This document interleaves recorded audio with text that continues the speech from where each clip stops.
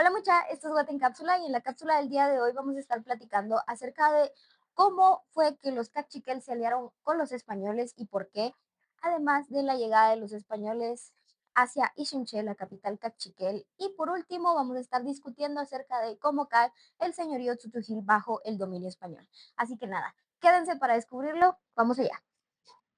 Ok, entonces el primer punto que tenemos en la agenda del día de hoy es la pregunta, ¿por qué se aliaron los cachiquel con los españoles? Y bueno, para responder esta pregunta tenemos que tener claros un par de factores que ahora les voy a explicar. Primero que nada tenemos el primer punto aquí y es que los cachiquel eran una facción independiente. Hablamos muchísimo más a profundidad acerca de la Confederación Cachiquel previo a la llegada de los españoles en la cápsula donde discutimos el contexto sociopolítico del altiplano de Guatemala previo a la llegada de los españoles. Pero para darles un pequeño resumen, básicamente los Cachiquel fueron una facción que se separa de la Confederación Quiché en un primer lugar, por lo cual esta facción se hace independiente, funda su ciudad y su propia política. Y esto es básicamente lo que pasa con casi todos los pueblos originarios de Guatemala. Como hemos explicado en esa cápsula anteriormente, básicamente aquí tenemos a los mayas clásicos que son los que conocemos, ¿no? Y esta civilización cae y se va separando progresivamente en muchos otros pueblos originarios que mezclaron idiomas, evolucionaron y crearon así su propia cultura y su sistema político. Básicamente no teníamos un concepto de nación establecido, no había una lealtad que perseguir más bien y básicamente ya teníamos una conciencia, o sea, acerca de los conflictos geopolíticos por lo que comento de esta cápsula, ¿no? Discutimos ahí acerca de cómo es que los pueblos originarios de Guatemala habían estado en conflicto por siglos antes, desde que los españoles pisaran nuestra tierra, ¿no? Yo te creo, pero mi metralleta no. Entonces, esto va a influir mucho en la retórica de cómo y por qué sucede esta alianza. El segundo punto que tenemos aquí es que la Confederación Cachiquel tenía menos de 50 años cuando los españoles llegan. Por lo mismo que les comento, ¿no? La Confederación Cachiquel am, fue fundada a mediados del posclásico, por lo cual era una confederación bastante joven y eso también influyó en las decisiones que tomaron. ¿Por qué? Porque básicamente el linaje del cual venían estas facciones que se separan de los quiché no habían tenido puestos tan altos previamente en la Confederación Quiché, que eso fue uno de los principales motivos por los cuales se separan, ¿no? Entonces, esta gente que tomó el poder dentro de la civilización cachiquel no tenía estos siglos de linaje atrás que los aconsejaran acerca de cómo gobernar, por lo cual esta falta de inexperiencia y esta juventud que tenía la confederación como tal hace que en consecuencia con otros factores que luego discutiremos tomen la decisión de aliarse con los españoles. Como siguiente punto en nuestra lista tenemos que no existía la idea de una nación. Esto lo discutimos más en un corto que subimos a TikTok y que va a estar también disponible aquí en el canal de YouTube, pero básicamente, como les comento y como les comentamos ya más en detalle en el contexto sociopolítico de la región previa a que llegaran los españoles, todos los pueblos que habitaban Guatemala ya tenían conflictos preexistentes. Básicamente había una guerra constante por territorio y por soberanía. Por lo cual, todas estas naciones que vemos podríamos considerarlas como mini países, básicamente. Cada uno tenía su propia manera de organizarse social y políticamente. Por lo cual, y además de que ya existían este historial de conflictos preexistentes, de guerras preexistentes, por ejemplo, tenemos que los quiché y los cachiquel durante un periodo tras la fundación de la Confederación Cachiquel sostienen una guerra ininterrumpida por 11 años. O sea, imagínense qué tanto pudo haber pasado en 11 años de historia entre estos dos pueblos, por lo cual la idea de una nación consolidada no existía. Cada pueblo peleaba solo por su soberanía, sus recursos y su defensa, por lo cual no existía una idea de nación unificada, ni tampoco existía la idea de Guatemala como lo conocemos hoy en día. En resumen, mi gente, Guatemala no existía para ese punto. Por lo cual esta retórica que existe acerca de que los cachiquel fueron unos traidores y unos vendepatria por haberse aliado con los españoles, perdón, es totalmente falsa, porque no existía una lealtad previa dentro de estos pueblos. E incluso podemos ver que era bastante raro que existiera como un acuerdo dentro de estas facciones, ¿no? Era raro que llegaran a acuerdos sociopolíticos y el constante era la guerra. Por lo cual, no podemos esperar que pueblos que eran enemigos y que se consideraban como tal una nación independiente, se sometieran, dejaran de lado todos los rencores y la historia que traían detrás con estos otros pueblos, ¿no? Y decidieran unificarse todos contra el enemigo.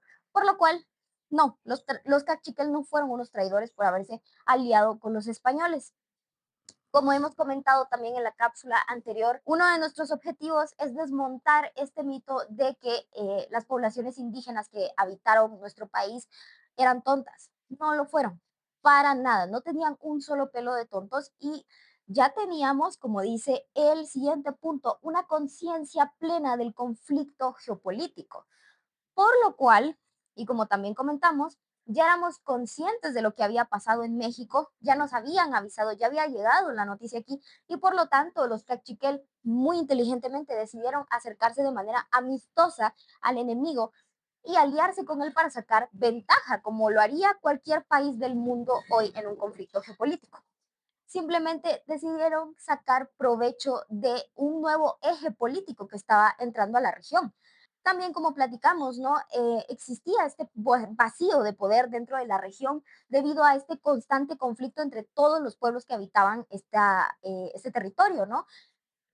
El vacío de poder significa que básicamente ninguna civilización guatemalteca tenía los medios ni la tecnología para vencer a los españoles solos. Ninguna confederación había logrado avanzar lo suficiente tecnológicamente gracias a todos estos conflictos, que no le podían hacer frente a los españoles solos. Y los cachiquel también eran muy conscientes de ese factor, por lo cual decidieron acercarse a Alvarado de una manera amistosa, ofrecerle su ayuda para que se diera la conquista de Guatemala y ellos sacar beneficios de este arreglo, ¿no? ¿Qué tipos de beneficios estarán preguntando ustedes? Bueno, para eso hay que revisitar lo que pasa en la conquista de México con Cortés. ¿Por qué? Se preguntarán ustedes. Porque básicamente Cortés también usa la ayuda de fuerzas indígenas para conquistar México, más específicamente de los tlaxcaltecas que ya hemos hablado previamente, ¿no? Los mencionamos un poquito en la cápsula anterior. Pero bueno, ¿qué hizo este pueblo? Básicamente los tlaxcaltecas eran dominados por Tenochtitlan, ¿no? Eran un pueblo que estaba sometido por los mixtecas o aztecas, ¿no? Básicamente ellos dijeron, estamos en desventaja en esta situación, está este señor que quiere conquistar a nuestros enemigos, que nos tienen dominados, vamos a aliarnos con ellos y vamos a hacer caer al imperio azteca, ¿no? Vamos a hacer caer Tenochtitlan. Y eso es lo que hacen, ¿no? O sea, se van en contra de Moctezuma y toda su corte y logran conquistar México, ¿no? Pero aquí está la grandísima diferencia, señores. Cortés era un hombre más o menos honorable, ¿no? Que respetó el tratado entre los tlaxcaltecas y él. Y para la colonia, la época colonial de México, estos pueblos, los tlaxcaltecas, tenían privilegios por sobre los indígenas que fueron conquistados. Básicamente, tenían una casta más alta que el resto de indígenas y eran muchísimo más respetados en la época colonial por eso.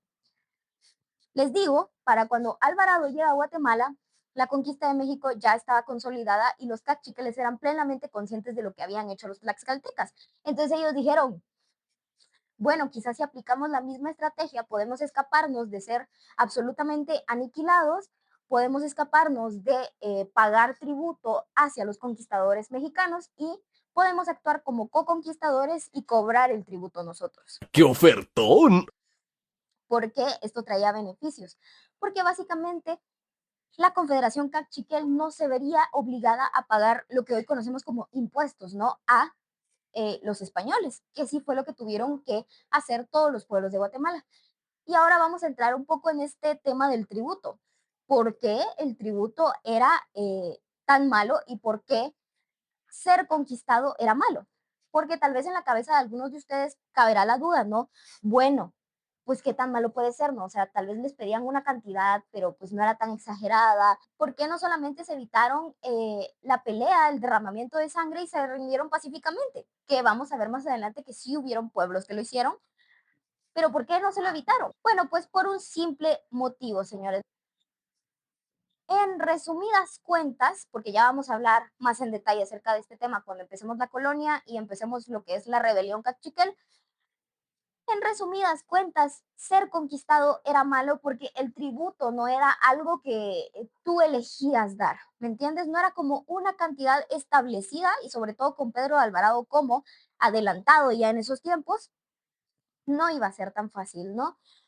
No era una cantidad exacta que te pedían y no era un, uy, si tiene, o al menos con Pedro de Alvarado nunca fue así. Nunca fue, uy, si tiene, si le sobra, si nace de su corazón darnos algo. No, aquí era, me lo paga porque me lo paga y no me importa cómo lo consiga, pero me lo tiene que dar.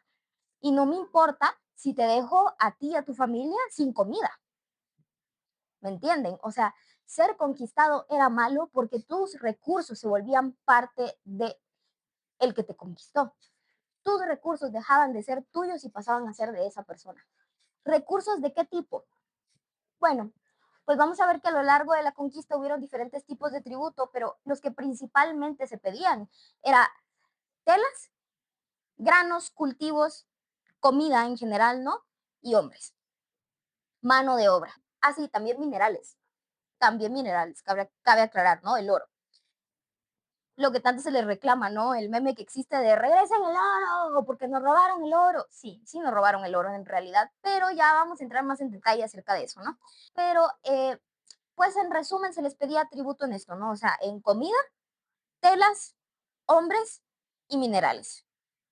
Y les digo, no era una cantidad opcional si tiene, si quiere, si nace de su corazón, era me lo paga porque me lo paga y no me importa si, por ejemplo, con los cultivos, me llevo todo el cultivo que tenías y te dejo a toda tu aldea sin comer. Era así de crudo, señores. En ese momento, Cell sintió el verdadero terror. Esta cosa es real, hijo. Este será el fin de Wakanda.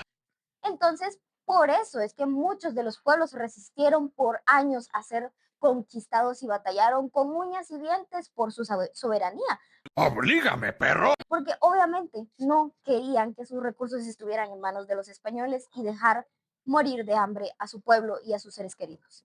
Y bueno, como último punto tenemos aquí el por qué no se unieron todos en contra de los españoles entonces, ¿no? Porque les platico, ¿no? Que había un vacío de poder y ninguna confederación era capaz de vencer a los españoles sola. Si se hubieran unido todos los pueblos de la región, pues probablemente sí hubieran podido pelear contra el ejército español de una manera más organizada y quizás vencerlos, ¿no? Pero ¿por qué esto no fue posible y por qué también es una retórica bastante ilógica e incoherente con el contexto del que veníamos? Por lo que comentamos en el segmento anterior, ¿no? Y lo que les acabo de mencionar. No solo los cachiquel y los quiché tenían problemas. Los cachiquel, señores, los cachiquel fueron una facción súper aguerrida que básicamente tuvo conflictos con todos los pueblos del altiplano e incluso se llegaron a pelear con los pipiles del Salvador. O sea, sus conflictos se extendían hacia más allá de Guatemala, incluso en ese entonces, por lo cual era bastante descabellado considerar la opción para ellos de olvidarse de todo ese rencor, esos conflictos, dejar todo eso de lado y unirse frente a una amenaza extranjera, ¿no? También hay que considerar que al principio fue así, pero luego veremos que ya entrada la conquista, los pueblos tampoco eran tontos, les digo, ese es el principal motivo por el cual estoy dando tantos detalles y es que quiero desmontar este mito de que, o esta idea que tenemos de, ay, pobrecitos los pueblos que vinieron y que sufrieron tanto y que, ay, pobrecitos, porque no sabían, ¿saben? O sea, esa imagen que tenemos de el indígena de aquellos tiempos se me hace bastante insultante, porque no, les digo, o sea, eran personas muy inteligentes. Y ya entrada la conquista, no vamos a hablar acerca de cómo se levantan rebeliones que no eran solo cachiquel, quichés o lo que fuesen, eran de un montón de pueblos que estaban cerca y que se juntaban y se levantaban todos, independientemente de si eran chutujiles, pipiles, chincas, lo que fueran, ¿me entienden? Por lo cual, esta retórica en parte sí fue cierta, pero al principio de la conquista, como les digo, nadie tenía realmente una idea, porque señores, ahora tenemos literalmente conflictos geopolíticos documentados en tiempo real, ¿no? O sea, veamos lo que está pasando en Gaza o lo que está pasando en Ucrania. Tenemos literalmente conflictos documentados en tiempo real que podemos ver exactamente cómo atacan, cómo funcionan sus armas, quiénes las manejan, quiénes son los que están al frente del ejército, etcétera, etcétera, ¿no? Tenemos un montón de información disponible y a la mano en un clic. Pero en la conquista eso no era así, señores. O sea, estamos hablando que estas poblaciones sí tenían el concepto de que habían vencido en México, pero realmente no tenían conocimiento acerca de cómo funcionaban sus armas, qué tácticas usaban, cómo es que atacaban, cómo los convencían, etcétera, ¿no? O sea, no tenían este concepto de cómo los podían vencer, o sea, cómo vences a un enemigo que no conoces. ¿Jugada fue esa? No tenían idea de la amenaza que representaban, ¿no? Ellos simplemente sabían que iba a haber un conflicto y que iban a defenderse lo más que pudieran, pero no tenían idea de la magnitud, ¿me entienden? Porque sí que viajaban las noticias, pero también hay que considerar que habían muchas diferencias culturales entre estas dos facciones, ¿no? O sea, consideremos Europa del siglo XV-XVI y América en el siglo XIV, XV y XVI. Eran confederaciones que, como hemos platicado también en cápsulas anteriores, y por eso es tan importante que ustedes vayan y vean esa saga de cápsulas, porque ahí les doy todo el contexto para que esto lo entiendan muchísimo más fácil. Pues bueno, si vemos estas dos culturas, cómo se organizaban socialmente, tenían ciertas similitudes, pero no eran iguales. Y estas diferencias culturales también mantenían un impedimento porque habían ciertos términos que utilizaban los españoles que literalmente no existían en el idioma de aquí. Entonces, ¿cómo le haces tú para entender a un enemigo que habla otra lengua, que tiene una cultura totalmente diferente a la tuya, tanto militar como política? ¿Cómo le haces tú para entender a un enemigo y vencerlo cuando ni siquiera habla tu lengua, ni siquiera es parte de tu misma cultura, ¿no? ¡Ya basta, Freezer! También por eso es que es bastante complicado poner perspectivas actuales a este conflicto, ¿no? Porque les digo, o sea, también estaba esta barrera del lenguaje donde habían ciertas cosas de los cuales los señoríos guatemaltecos no tenían ni idea, y no porque fueran tontos, sino porque ese concepto literalmente ni siquiera existía aquí hasta que los trajeron los españoles, ¿no? Y también por eso en muchos documentos coloniales vemos la mención de o la comparación de los españoles con dioses, no porque los pueblos indígenas fueran tontos, sino porque literalmente eran tan distintos, tanto física como mentalmente de ellos, que la única manera de comprenderlo para estas sociedades era ponerlos como dioses, ¿no? Como seres del más allá, seres espirituales, porque no cabía en la lógica maya, ¿no? El cómo ellos se organizaban y el que decían que tenían un dios absoluto, ¿no? O sea, porque esa fue la retórica que vinieron a vender aquí. Y bueno, pues todos estos factores en conjunto hicieron que la decisión más lógica para los cachiquel fuera aliarse con los españoles. Y la verdad es que al principio de la conquista le salió extremadamente bien, ¿no? ¡Qué buen servicio! Porque, les digo, ya hablamos de los eventos y la tragedia en Cumarcaj. Y ahí también los cachiquel se dieron cuenta de que era mejor tener a Alvarado de amigo que de enemigo. O sea, los cachiquel simplemente tomaron una decisión de relaciones internacionales, como cualquier país lo tomaría en esta actualidad, ¿no? Y bueno, ahora que ya hemos discutido acerca de por qué los cachiquel deciden hacer esta alianza, vamos a discutir un poco acerca de la primera vez que llegan a la ciudad capital del señorío cachiquel, Ixinche. Y bueno, tras los eventos que les relaté en Cumarcaj, Alvarado se queda un par de días en la ciudad quiché hasta que el 11 de abril de 1524 decide partir hacia la ciudad Cachiquel y Xinche. A esta llega el 12 de abril igual de 1524. Esto lo sabemos por una carta que le escribe dirigida a Cortés contándole los sucesos y diciéndole que planeaba quedarse un par de días en la ciudad Cachiquel para descansar y recuperarse para luego ir hacia Atitlán, que era eh, su siguiente objetivo de conquista. También en esta carta menciona que quiere ir hacia Atitlán porque a este punto había mandado 4 mensajeros, de los cuales los 4 no habían regresado. Como ya discutimos, el requerimiento era un documento que se les leía en voz alta a las poblaciones antes de tomar represalias violentas pidiéndoles que se rindiera.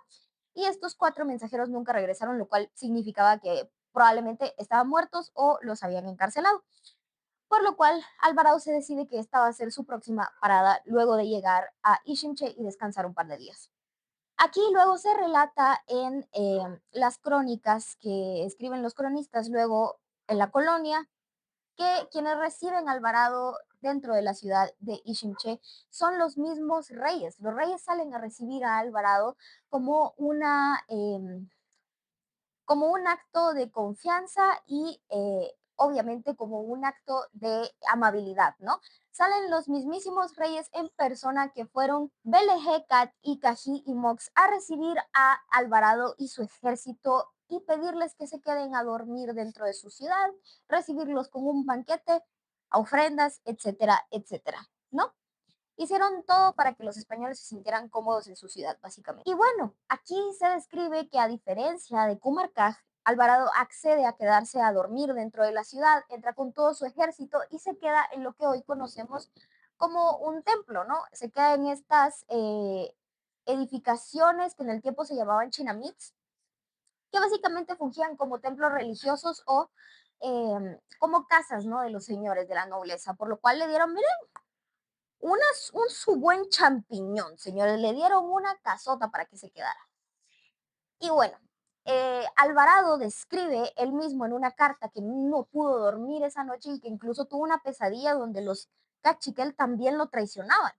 Por lo cual, a la mañana siguiente, cuando los señores lo invitan a desayunar, ¿no?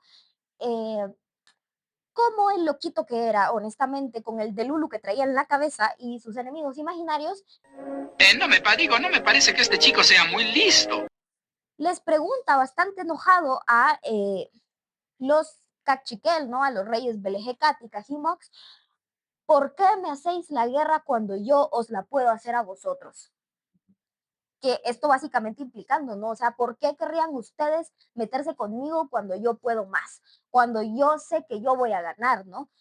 Y entonces los reyes, ¿no? Bastante preocupados, le dicen que pues esa nunca fue su intención, ¿no? O sea, intentan calmar a Alvarado y les dicen que realmente nunca fue su intención hacerle la guerra y que ellos simplemente querían prevenir el derramamiento de sangre, ¿no? Oye, tranquilo, viejo.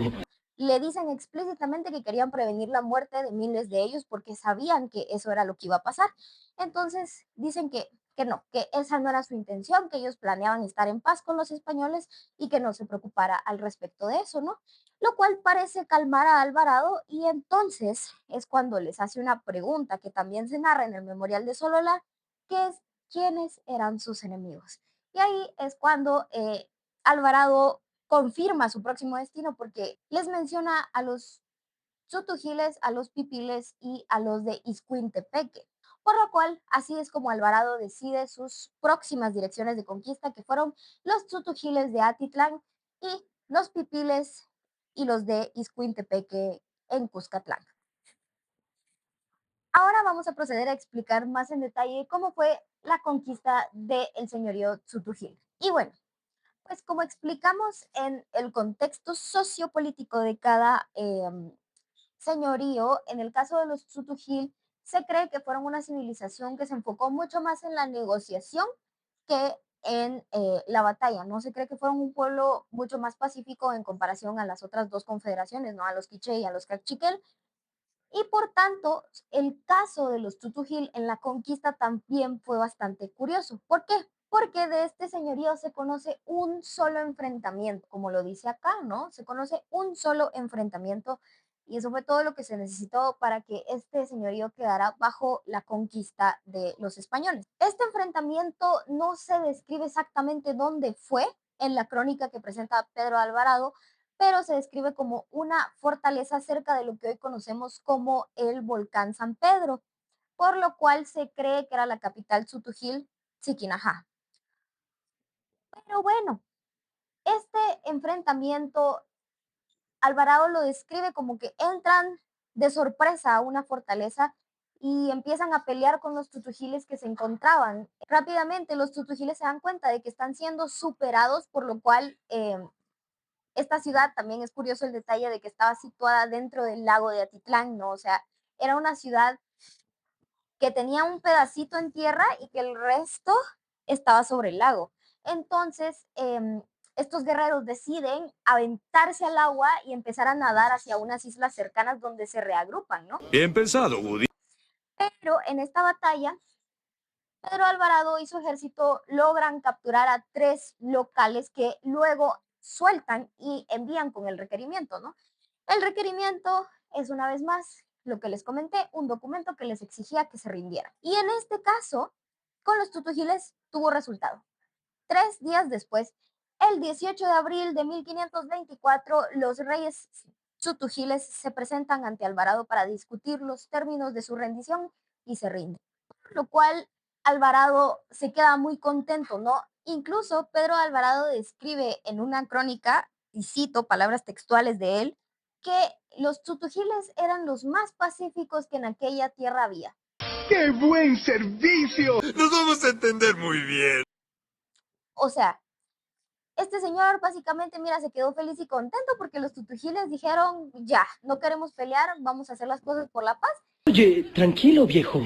Y el señor básicamente se queda 3 días aquí en Chiquinajá, o lo que se cree que es Chiquinajá, y ya luego vuelve a partir hacia Ixinché. Ahora dirán ustedes, ¿y por qué los tutujiles no pelearon? Cabe resaltar que los tutujiles fueron conquistados justo después de la tragedia en Cumarcaj, por lo cual, si bien los términos de una rendición aún no eran conocidos, los tutujiles ya sabían que el precio de resistirse probablemente era muchísimo más caro. Diablo, qué difícil me la pusiste. Qué difícil me la puso, diablo. Por lo cual ellos tomaron la inteligente decisión, ¿no?, de rendirse por la paz y así proteger a su pueblo. Bueno, esto ha sido todo por el día de hoy. Espero que de corazón les haya gustado mucho. Si quieren más información, por favor síganos, suscríbanse y pues nada, yo los veo en la próxima. Bye bye.